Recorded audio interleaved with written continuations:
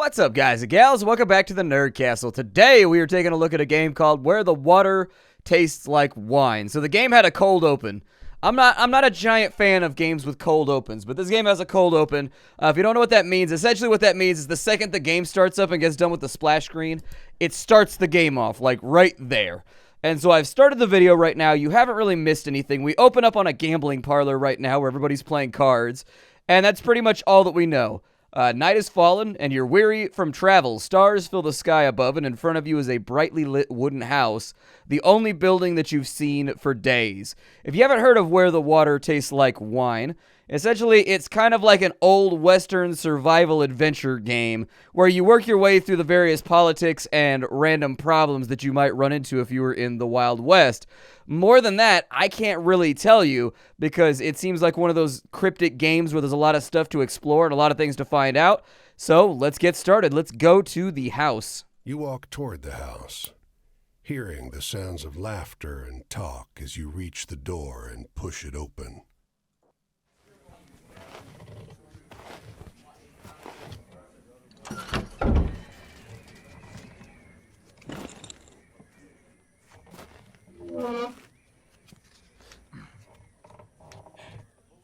You sit down and join the game.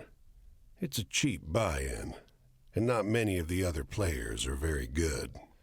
Well, that seems like a solid opportunity to make some money. Like, how can you tell that at face value, though? Like, we just walked in through the front door.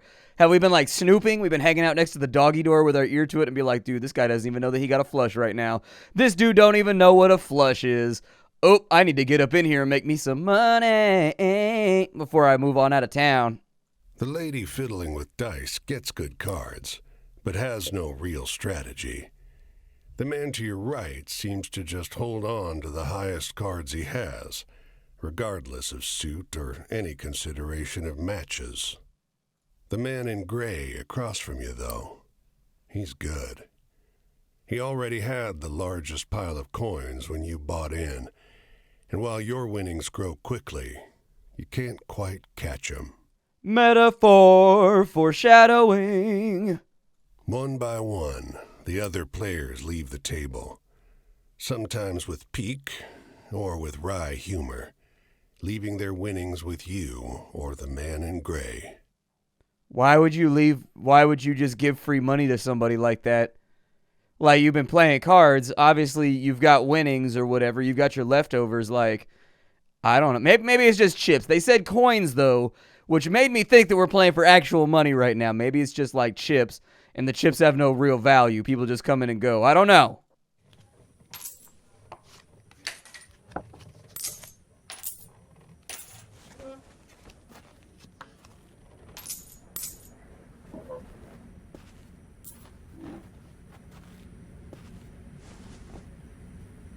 Hey.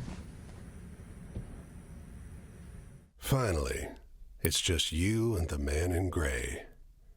He looks at you, full of humor, and winks. Last hand?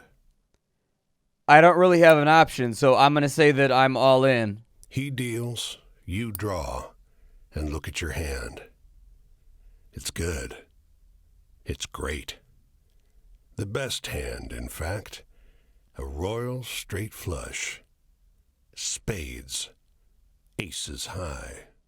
My thing is that, like, if I ever drew a royal flush, I've gotten a royal flush before. I got it one time, like back in the 90s, you know how they had those little Tiger electronic games where it was just like a digital screen and you could play cards on it or whatever?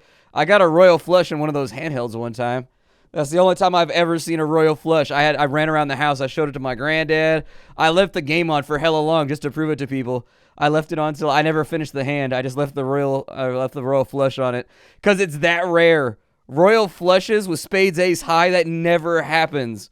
That never, it's so rare that when it happens, I would assume somebody didn't shuffle the deck right and they just used like a brand new deck from the store where everything was still sorted into suits and they're just bad at shuffling. I mean, it could come up, but I've never seen a royal flush spades ace high. I've had a royal flush. I've had a royal flush, but I've never had a royal straight flush of spades ace high. That's just that's unheard of. That doesn't happen very often. But the man in gray pushes forward his whole pile. You're not sure exactly how much it is, but it's more than you've got. You can't match that. I don't even care. When I fold, you have the option in poker to show everybody else your cards. I would show the shit out of that hand and just be like, you bastard. You bastard. All right, let's show off this radical hand. This dude beat us based on money. But then again, once again, a metaphor for how life actually works. The man in gray stops you.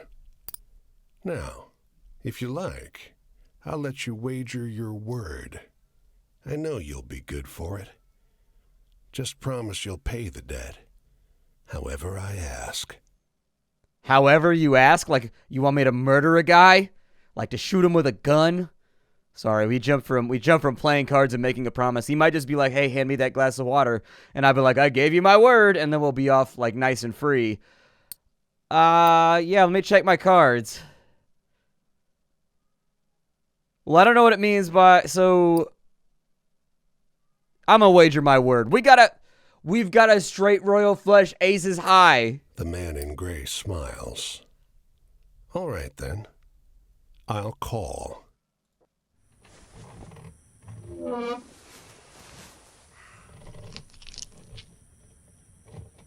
Yo, why did we just bleed on the money? That's a very, very severe. Whoa, he's got one too? Uh-oh.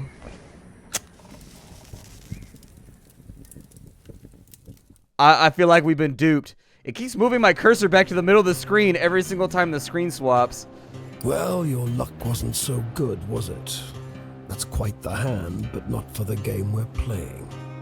I'm afraid you owe me. Your life, sure, but more than that. Your labor.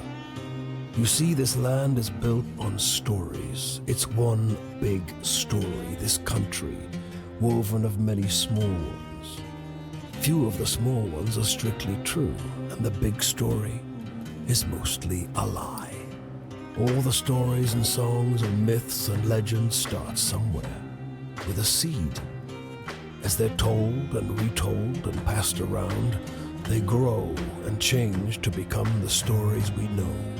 Yo, this background music, this is the background music that plays like at the end of the movie when like the hero guy is walking outside like with the trench coat and he got like the pistol and he's going in slow motion, but he knows he's probably going to die. Like, it's definitely not going to be a movie with a happy ending. It's going to have like a Coen Brothers ending, you know what I mean? And so he's just walking out knowing he's got to do that dirt and he's going to go down.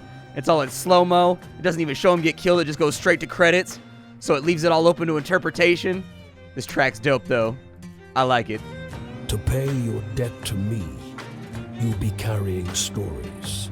Finding the seeds first and then spreading them. Telling them onwards so they can begin gaining strength. This is no light task. Stories are heavy. Most of the stories you'll find will be small seeds. They might be true, but they'll grow wild and unbelievable with the telling. The more important stories are the true ones, the ones people will tell you about their own lives. Those often get lost in the weaves of the big story. The more true stories you can find and tell, the more you can weave that truth into the big story. Tarnish it a bit, perhaps, but isn't a dingy and battered truth better than a shining lie? I don't know. I'm a little on the fence about that. Like, if the truth really, really sucks, like hardcore sucks, I'd like to think that most of us, we live like little lies. Like, every single day you tell yourself like a lie to get yourself through like whatever shitty thing happened at work or like whatever that dude in traffic is doing. You'd be like, meh. You know, you tell yourself like a little platitude, like a little lie to make yourself feel better. And it gets you past that point. Like a dingy and battered truth, like staring down that kind of realism and that kind of cynicism, that's an ugly and rough thing, man. Not a lot of people can handle that. Now, go ahead. You tell me a story. I'll trade you some information about your task. All right. So what is this? We've got the 3 of staves. We've got the Wheel of Fortune. Wheel of Fortune with Vanna White and Pat Sajak. We've got the Tower. Death, change, endings, and moving on. We've got the World. Heaven, desires fulfilled and wishes come true. We've got Justice over here. I'm just going to clarify that this is a totally blind playthrough, and I have no idea what's going to happen when I click any of this stuff. So let's go with... Oh, I don't know. The tower looks pretty dope. It looks like it's getting blown up by, like, a weird meteor crown, so let's do that. Tell the story of a black and gray city where every building is filled with desiccated corpses. That's a little dark. I didn't realize. You tell the story of a black and gray city. I'll strip away your flesh to make the journey easier, but still you'll feel pain. Wait, what? Why are you gonna rip my skin off, dude? I thought we were homies. I thought we were work accomplices. How you gonna be like that? Hunger, weariness, thirst, and despair. They're all part of stories, the part not often told. And death, yes, but don't worry. As long as your task remains, you come back.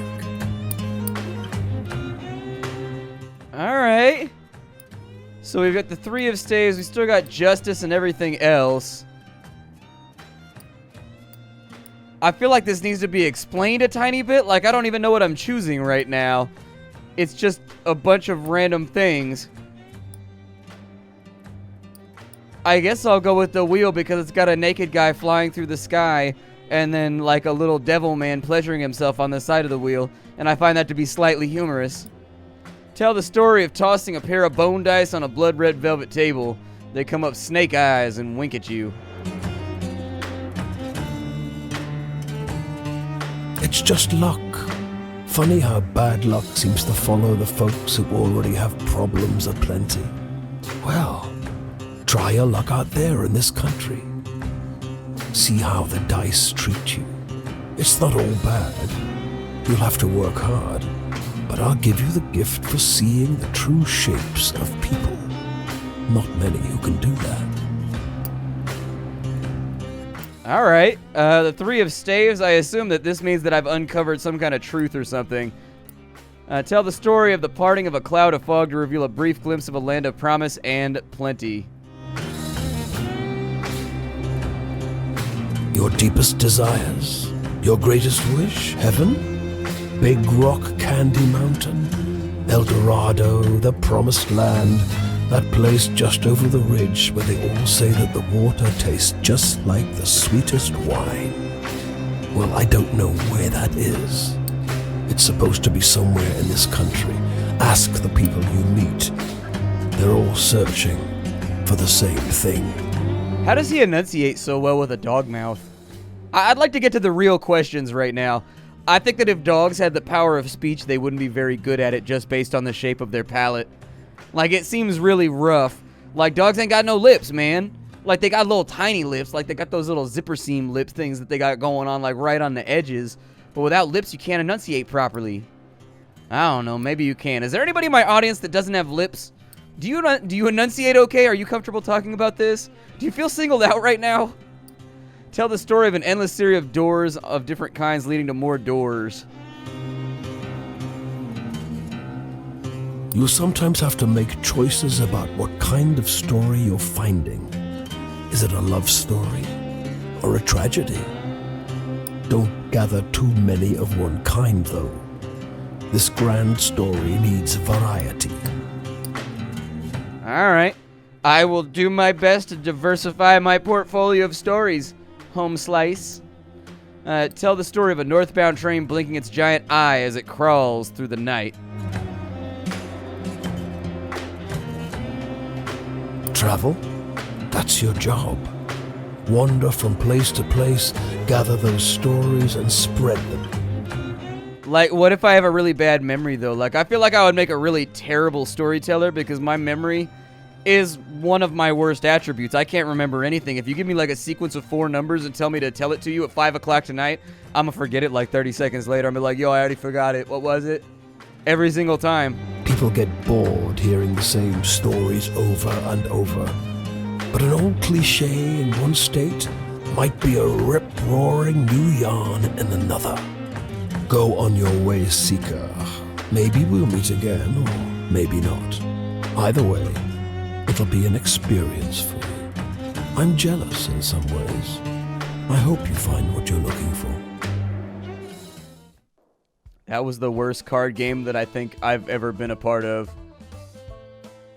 So I guess I'm a skeleton, and I'm just gonna walk around and... People want to tell stories to a skeleton, huh?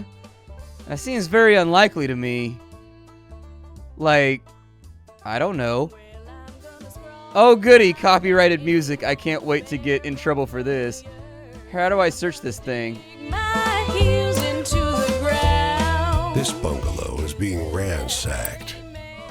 There's furniture piled in the front yard, ammunition heaped under the mailbox, and a crowd of clean-cut men ripping apart a car in the driveway.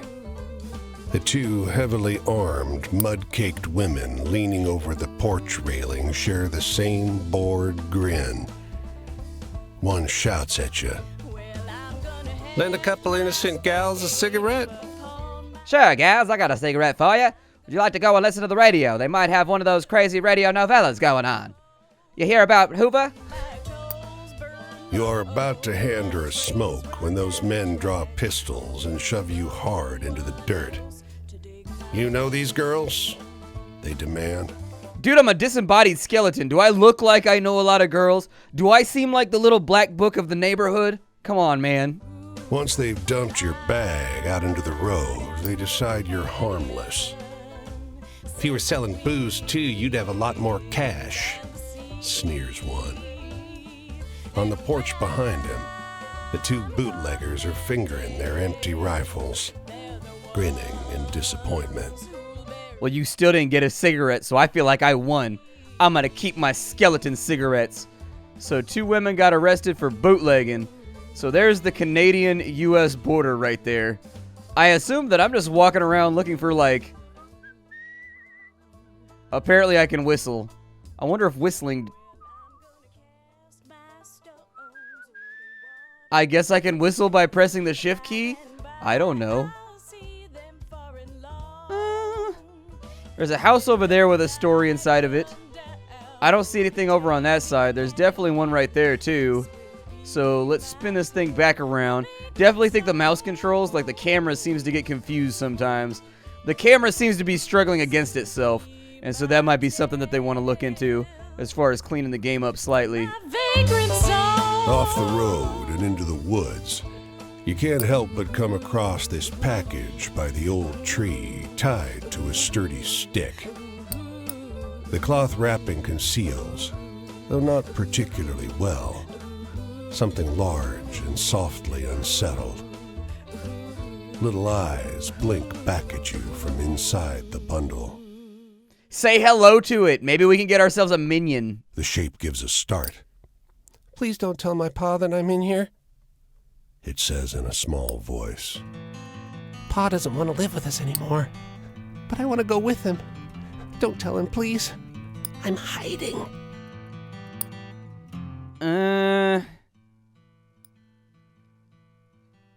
Like, I'm gonna go look for his dad. Father must have been here at some point, but you sure can't see him now. Please go. He's coming back any minute, says the boy, growing agitated. He's going to see you talking to me. Please, go! He only calms down when you leave.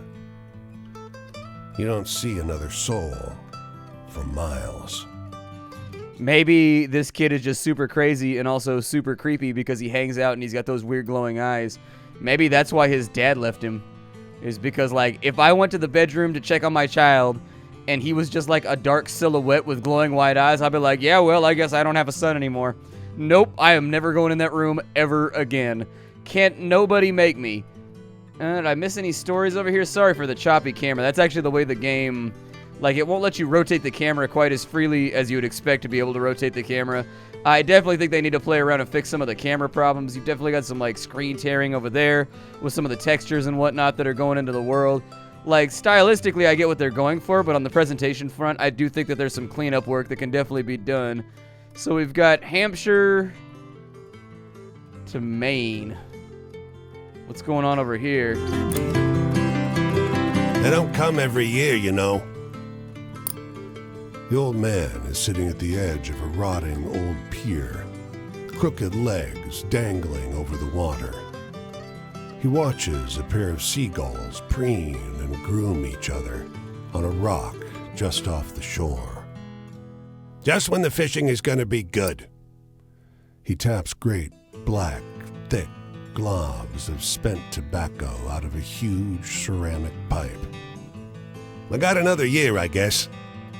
Another year of what? Another year of this town being here, he replies, letting a grin spread across his face. If the seagulls came, that means enough fish to keep it in place. All right. Like, I don't know how I'm judged on these stories or how these stories, like, matter. Like, I assume that I collect these. There's a lighthouse down there. Like, they're fun little storyline snippets, but I'm kind of wondering what the connecting tissue, like, what the threads are going to be that connect this whole thing together. Like, where are the mechanics of the game, essentially, is kind of what I'm looking for right now. The woman walks the small town square with the poise of Betty Davis.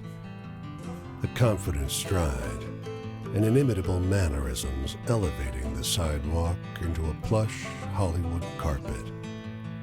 And wrapped around her neck, a yellow velvet ribbon, bright as an ocean sunrise.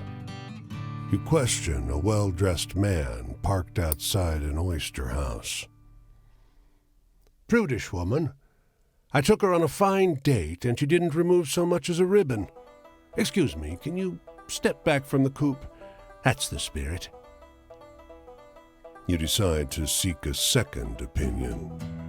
You talk with a waitress smoking outside a diner. Something funny about her. Just showed up one day. Doesn't work, doesn't live anywhere far as I know. Just around. Myself, I'd love to know who made all her beautiful clothes.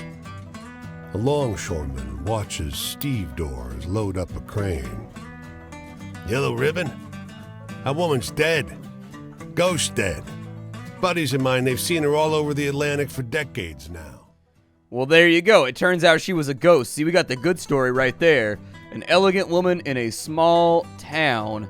So Boston's over there. We got to swing on by Boston.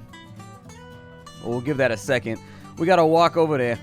You know, we don't have access to a car, so unfortunately it's going to take us a while to get over to Boston.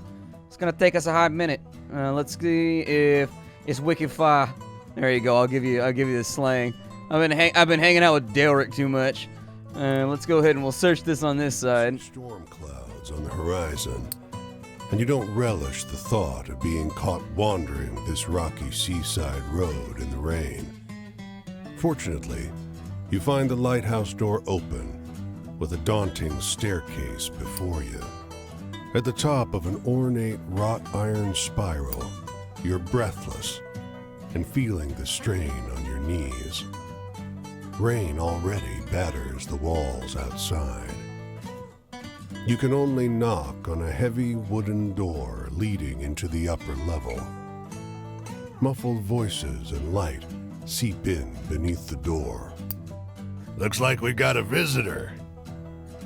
Sounds like a man's voice, deep and rough. Well, behave yourself. I'll open the door. Another man, this one with a higher, more sonorous voice. I always behave myself. He feigns indignation, but his tone betrays affection instead. After a moment, the door unlatches from the inside and opens. The man before you is tall and muscular, with a hint of a paunch beneath his wide chest. The heavy iron knob on the door looks nearly dainty in his huge hand. Didn't want to be out in this rain, did you? Come in. Despite the rough exterior, this room looks like a well-appointed parlor. There's a rug on the well-trod wooden floor and an enormously plush couch. And sat upon it is a stocky fellow grinning through a great hazel-colored beard. Tea? He offers, hoisting a teapot. You been here long? A few years. The tall one sits on the sofa, wrapping his arm casually around the other lighthouse keeper. 5, says the smaller, but by no means small, man. That long? Time flies. We traveled together before that. You must have some good stories from the road, huh? Yeah, I got a couple. I found a ghost. There was a little creepy kid that had glowing eyes that was hanging out in a log looking for his dad. Yeah, we've had some adventures, and also, you may not have noticed, but I'm a skeleton. So that's a story unto itself. You wake up the next morning on their old sofa, still warm from an excess of tea. And cakes? There might have been little cakes. Prodigious snoring rumbles in from the floor above you, and you quietly take your leave. Dude, I love little cakes. Like, some people say that cupcakes suck because they're just like little versions of real cake, but no. The smaller the cupcake, the better it is. That's what I've learned. Like the mini cupcakes that get like hella small, they get so good. Hold Q to hitchhike.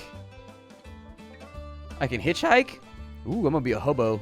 Let's go. Hitchhiking on the road, pick me up car, hitchhiking on the road, gonna take me far, hitchhiking. This game definitely has a weird presentation to it. Like the way the road flows and everything. It's a very strange game in the way that it's presented to the player, like artistically.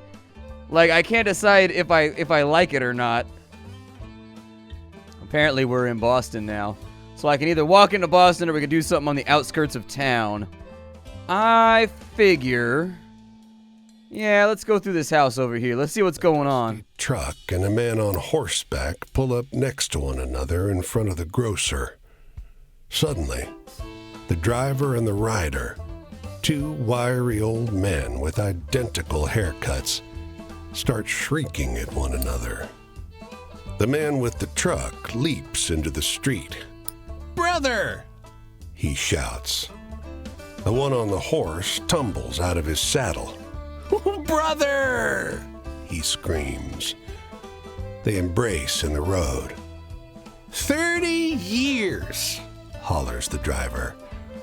The rider, tears streaming down over his face, corrects him. No! 32! Everyone here is watching these two older men cry and hug one another in the middle of Main Street. Cars and wagons are backing up. People are yelling. Take a photo of us! The driver begs you. Starts hauling a tripod out of the bed of his truck. I want to see if one of them will get run over if we take our picture in the road. The long-lost brothers pose in front of traffic, cry snot pouring out of their noses. As angry passerby wave you out of the road, each brother presses a coin into your hand. When the traffic disperses, you realize they overpaid you quite a shocking amount. How does that affect the game? Like, does that do anything? Oh, I can press the I key, and so I've got stories over here. I've got 6 out of 219 stories gathered. So each one of these, I guess they're active stories. There's lighthouse keepers. And so, like, maybe I follow these around. I'm not really sure. Like, if I take a look at the map, like, it looks like there's some stuff to be done over there. So there's the bootleggers. Essentially, I'm working my way down from Maine, and I'm in Massachusetts right now, obviously, because we're in Boston. But, like, are we going to go all the way? There's no real way, I don't think, for me to zoom out on the map any further. It does look like there's a lot of stuff to do, though. So we can get all the way down to Los Angeles, San Francisco. Man, that's a big-ass map right there. I assume that there's quite a bit of storyline content to uncover in this game, although I'm very interested in how all this stuff affects things. So, like, are these stories that I'm going to be following over the long term? Like, are there going to be continuations of these? Because if you go to the stories menu, they all seem to be linked by various themes that are linked up on the tarot cards. So, like, you've got the Traveler card and stuff like that. And so, like, I'm curious if you're going to pick up extra storylines that connect to these later on down in the game. I do think the game could use a little bit more explanation. And also, it just gave me money or something. Like, I don't know. It looked like it gave me money. There was a little pop-up thing when we finished that storyline off. But yeah, it's kind of an odd, cryptic game. I think some people are going to like this game, and other people are going to be like, WTF, what is this game going for? But if you want to figure out what it's going for yourself, you can look down below in the description where I've got a link for you. It's called Where the Water Tastes Like Wine. Kind of a narrative, adventure, survival, walk around, find stories, scavenging. Like, instead of loot, though, you get stories. A very, very weird game. And so if this seems like the kind of thing that you might be into, I got a link for you down below. My name is Splattercat. I show off fresh indie games every single day here on the internet. It is my life's calling and it's my passion. I got no talent for designing games or programming or anything like that, so I went into showing them off and promoting them. And so this is Where the Water Tastes Like Wine. I will see you all later. Thank you for stopping on in. If you wanted to see a little bit more, leave lots of likes and comments on the video, letting me know that that's what you want to see, and I will consider it, all right? See y'all next time. Hi-do, everybody.